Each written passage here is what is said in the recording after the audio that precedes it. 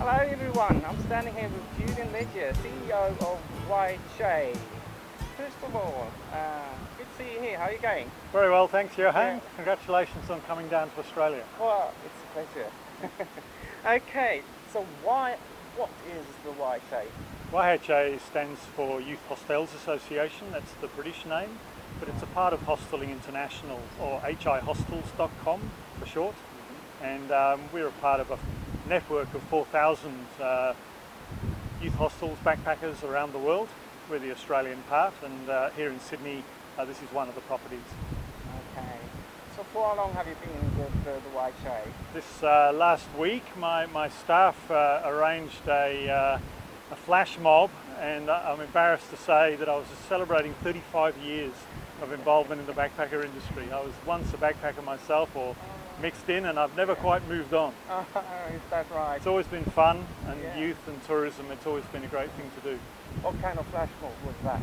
Oh, a bunch of hired dancers, but all the staff kind of danced in time with them too, and they were very entertaining. I got a nice caricature of myself drawn by one of the cartoonists on the newspaper here. Okay. So how come you started working for the YHA in the first place? Like many of these things, more or less by accident. Once upon a time I worked in the nuclear industry in Britain, and that was different. And I'd been travelling, and I had some experience with management qualifications. So started out when it was very small in an office with 1.5 other people, and it's grown from there. Now we are quite a significant organisation. Okay. So could you please tell us where we're standing right now? So we're standing in Sydney in an area of the city known as the Rocks, and the Rocks was a rocky part of the city, and when the British first came here in 1788, the governor chose the nice piece of land on the other side, and the convicts, who were prisoners who'd been sent here for their particular crime, they got to live in this part of the city, which was rocky, so that's where the name the Rocks came from. And this particular youth hostel has been built on the remains of some archaeology, and we're on pillars above the archaeology. It was finished in 2009. Could you tell us a bit more about the hostel itself? This particular hostel accommodates about 350 people. It's pretty new, so it looks pretty new, and people come here and they say, oh, it's like a hotel, but that's really only because it's new. It's not a hotel. The rooms are still very simple. They're not hotel rooms, but they do all have an ensuite bathroom. And otherwise it's got the same sort of facilities that you'd expect normally in a YHA. So it's got great public areas where you can meet people. It's got some public internet access. It's got self-catering, so if you don't want to go and eat in a restaurant 3 times a day, then you can cook for yourself. It's pretty important for people from different countries, maybe Asia. They don't want to eat our meals all the time. They can go out and buy their own food and prepare it. And then the kitchen becomes the sort of social hub of the place. It's where you meet people. I mean, it's got a stellar view. Today we got a cruise liner standing in front of it, but behind that is the famous opera house. Yeah. So I'm sorry about the cruise liner. We didn't plan that properly, but if you come back tomorrow, it'll be gone and you can see the whole of the opera house.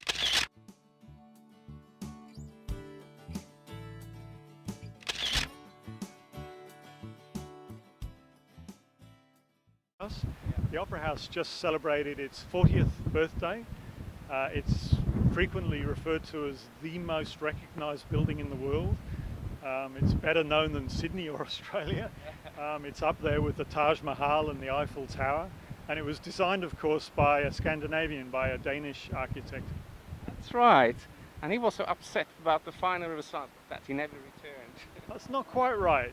The government changed and there was a dispute about money. And the design was difficult to execute, and so he went home, and I think he was happy with the final construction, maybe not the inside of it, still some problems there, but his son has been here recently, and I went to a function the other day. He was speaking, and his company has been involved with some of the refurbishment. Well, I'm thinking, you know, a hostel with this kind of view, it must cost a fortune to stay here, doesn't it? We were fortunate. We made a case to the government and we said that this area is known as the Golden Triangle, which means you have to be quite rich to stay here or own property here.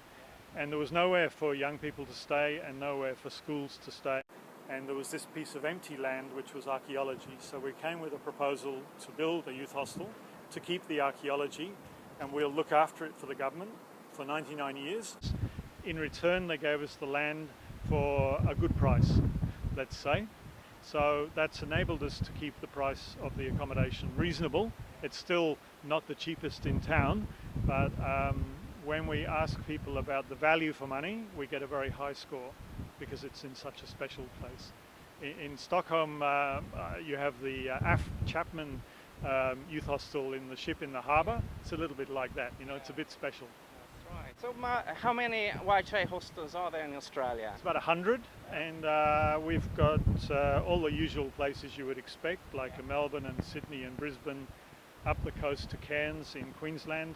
But because the YHA has been here a long time, 75 years next year, we've always had quite a good regional presence too. So if you want to get off the beaten track, go somewhere a bit special, we've still got some of those older properties maybe, but in some really special places. And I'm thinking of the Blue Mountains. There's one here in Sydney, which I know you know about, called Pipwater in the Ku-ring-gai Chase National Park. It's really special.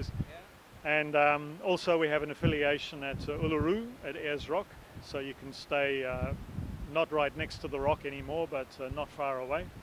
And it's budget accommodation, which is part of a resort complex. Which is your favourite? That's difficult. Yeah. Maybe the Pipwater one that you're visiting, that's right up there. Yeah. Because today we probably would never do something like that, but actually the building was donated to the YHA and we've improved it. And I challenge you while you're there to see which is the old part and which is the new part, because we extended it, tried to be very sympathetic. And it's one of those places where I think you have some in Sweden too, where you have to make an effort to get there. Yeah. And only a certain type of person makes an effort to go there. Special people. Special people. People like Johan. Yeah. And so that's a bit of a filter, you know. So you will meet other like-minded special people when you get there.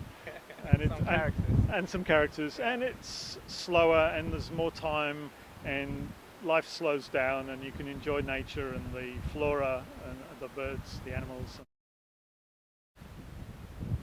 Okay, there are quite a few budget alternatives around when it comes to accommodation. Why should anyone go for the YHA? What's the difference? Australia's got a lot of options. The term backpacker was invented in Australia, here in Sydney, about the same time that I started with youth hostels. And it became known as the term to describe not just the people, but also the accommodation. Where are you staying tonight? I'm staying at a backpackers. I'm not camping. I'm not staying in a hotel. I'm staying at a backpackers. And then other services grew up around it, like a travel agency or a website or a publisher, tour bus, and all this became part of the backpacking community. And I think we in Australia, we've done it well because we made it up as we went along, and there's a lot of freedom, a lot of space, not too many rules. And to answer your question, YHA is running one kind of backpacker accommodation. We hope it's the best, but there's lots of choices and you have to make up your own mind. And these days you can go onto social media, you can go onto booking websites, you can look at customer ratings and read comments and look at scores and make your own choices based on location or availability or value for money or, you know, other people's recommendations. And I think that's good. It's very open, and you know, we don't just rely on the guidebook that was written 3 years ago anymore. So who is the typical person who stays at one of the YHA hostels? It's still the international backpacker, so from Europe, particularly the Germans, the French, the British. We're seeing a lot more Italians because they can do a working holiday too now. Scandinavians, we've long had a working holiday agreement with Sweden, so Swedes can apply. You can get a working holiday. It's better than a tourist visa because you can work as well as just be a tourist, help pay for the trip, and also meet some people and do some different things that you would never probably do at home. fruit picking or all sorts of jobs. We're getting more and more people from Asia. One of the good things about the backpackers is, of course, they come all the year and they don't really know whether it's Monday or Friday or Sunday, and they don't really know if it's a holiday or not. So the business is, steady. Yeah. Oh, we've already talked about Pittwater. Is there another hostel that you'd like to promote a bit? I'd like to mention the Blue Mountains. That's near to Sydney, only maybe 1.5 hours on the train. And bit of history, when the white people first came to Sydney, there wasn't very much good farming land here, so they started heading inland, west, but they got stuck with some mountains. And people come from Switzerland or from Nepal, and they look at these mountains and they're not very impressed because they're only 1,000 meters high. But it took 30 years to find a way through these mountains because they're big in area and they're difficult, and there's a lot of canyons, and you can't get through easily. So 30 years it took them. And even today, you can go up there and you can go for a walk and you might not see anybody for a day or a week. It's easy to do that. It's a big place. In the middle of the mountains, there is a town called Katoomba, and we have a property there in a heritage building, and it's a good base, and you can do a number of day walks or overnight walks from there. You can go abseiling, horse riding, all these things. If you've seen all things and done all obvious things here in Sydney, what else could you do or see? I think I've been impressed by people who like to get outside their comfort zone. I was interviewed with an English backpacker on television earlier this year, and the interviewer said, what do you want to do? Why are you doing this? And he said, well, to meet people, number one. Number two, the weather. It's fantastic, better than London. The third thing was to get outside your comfort zone. Do something that you probably wouldn't do at home. Now that could be bungee jumping, or it could be whitewater rafting, but also maybe you go and work on a farm and you help the farmer, and in exchange you get your accommodation and your meals. So I would encourage people to see the cities. They're great cities, they're nice, they're comfortable, there's all sorts of social life and activity, nightlife, but also make an effort to get to the small places and slow down and see something really different. There you go, there's something beyond Bondi Beach. That's right. So how would you like to see YHA develop during the next 10 years? There's a lot of locations where we still don't have hostels, or where we're renting a hostel, or where we have somebody else's hostel and we have an affiliation with it. So we hope to improve and develop some more. And I'm sure it'll be interesting. It's never been dull, for the last time anyway. Okay, finally, again, back in the old days, in the late 80s, you gave up booklets and you could get the stamp. We used to have a membership card, and it was probably made out of paper. Yeah. And attached to it was some stamps, and yes, people like to collect their stamps because, there's a collector in all of us, but somewhere along the way in the digital era, it was seen as being something that, other people used to do, like badges and things, and now I guess it's Facebook, and you'll post your status and you'll click like, and it's changed.